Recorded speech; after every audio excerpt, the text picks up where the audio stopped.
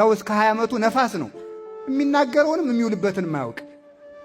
እስከ 20 ዓመቱ ልንታገሰው ይገባል።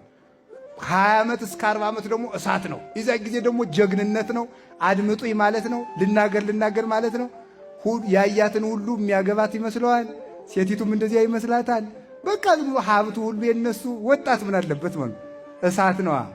አሁን ደግሞ ትንሽ ጨመር፣ ከ40 እስከ 60 ደግሞ ማን ነው የሚገዛ መሰላችሁ? ውሃ ነው። የዚያን ጊዜ መብሰል ይጀመራል፣ ማሰላሰል ይጀመራል። ስለዚህ እስኪበስል ሰውን መጠበቅ። 60 ዓመት እስከ 40 ዓመት የሞላው ደግሞ መሬት ነው የሚያስተዳድር። ከዚያ በኋላ ያሉ ሰዎች ምንድነው ሽምግልና ሲቀመጡ ደግሞ ለሚቀረው ዓለም ነገ አፈር ልንሆን አፈር እየገዛቸው አይደለም ማለት ነው። ያምርባቸዋል እነዚህ ሲናገሩ ማለት ነው። 40 ዓመት ላይ ቀዝቀዝ ሰከን ማለት ይጀመራል። እዚያኛው ደግሞ ስንገባ ደግሞ ምን ነገ አፈር ለምን ሆነው ነገር ትናንትና ገሌን ቀብረን መተን እያያችሁት ይባለት ይጀመራል ማለት ነው። ስለዚህ ሰው እድሜ ይመክረዋል። ሰውን መታገስ እንዴት መልካም መሰላችሁ! መድኃኔ ዓለም ትዕግስቱን ያድለን፣ ጥበቡን ይስጠን፣ ዕውቀቱንም ይጨምርልን። በጥበብ የሚመሩ እረኞችን ይጨምርላቸዋል። አንድ የቤተ ክህነት እረኞች። አሁን የቤተ መንግሥትን ነግሬያቸዋለሁ። ድሃ አለመበደል፣ ፍርድ አለማጓደል እግዚአብሔር የሾማቸው ባለሥልጣናት ይጠበቅባቸዋል በእውነቱ። እኛ ደግሞ የቤተ ክህነት መምህራን፣ ካህናት፣ ሊቃነ ጳጳሳት እነዚህ ሁሉ እግዚአብሔር የሚልካቸው እረኞች ናቸው።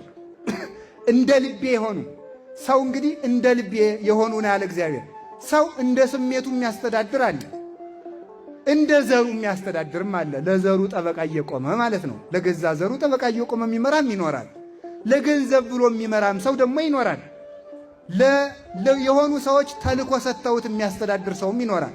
የእነዚያን ሐሳብ ብቻ እንደዚህ ሞንታርቦ ማለት ይሄ ሞንታርቦ አሁን አይጸድቅ፣ አይቀድስ፣ አያስቀድስ፣ አይቆርብ ዝም ብሎ እኔ የምለውን ማለት ነው። ተመልከቱ፣ እኔ የምለውን ማለት ስለውም ደግሞ ይህንንም ይላል። ይገርማችኋል አይደለም?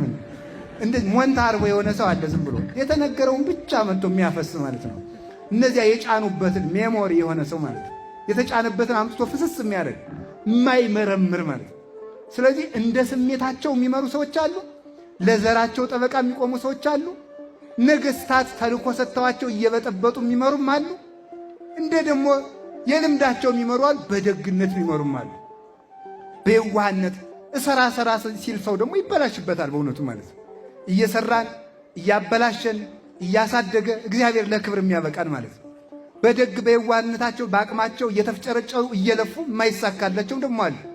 ቁም ነገሩ ግን የሚመራ ሰው የሚያስተዳድር ሰው እንደ ገዛ ሐሳቡ፣ እንደ ዘመዶቹ፣ እንደ ባለስልጣኖቹ፣ እንደ የበላዮቹ ሳይሆን እግዚአብሔር ምን ይላል እያለ ነው መምራት ያለበት። ማን ይላል አልኳችሁ?